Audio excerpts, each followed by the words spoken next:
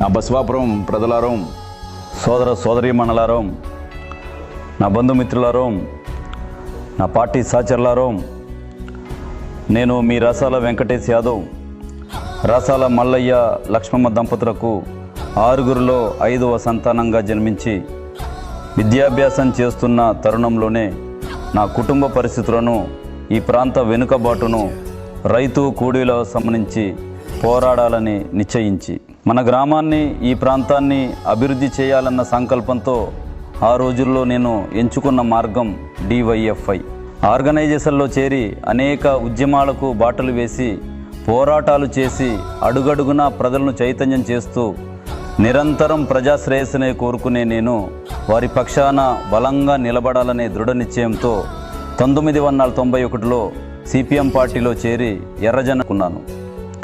నా వ్యక్తిగత జీవితాన్ని కూడా త్యాగం చేసి అప్పటి నుండి ఇప్పటి వరకు ప్రజాక్షేమం కోసం, సంక్షేమం కోసం నిరంతరం నిర్విరామంగా కృషి చేశాను. ఆ తరుణంలోనే గ్రామ సర్పంచ్ అయ్యే అవకాశాన్ని మీరు కల్పించారు. పదవికే వన్నె తెచ్చే దిశగా పాలన అందించాలని అనేక సేవా కార్యక్రమాలు నిర్వహించాను.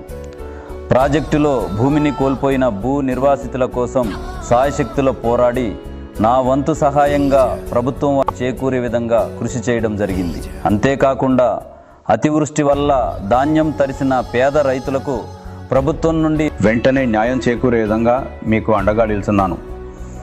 నా స్వగ్రామం బసవాపురమే కాక చుట్టుపక్కల ఇతర ఊర్ల నుంచి, ఇతర జిల్లాల నుంచి కష్టంతో వచ్చిన ప్రజలకు నా వంతుగా న్యాయం కానీ సహాయం కానీ చేయటం జరిగింది. ఎల్లవేళలా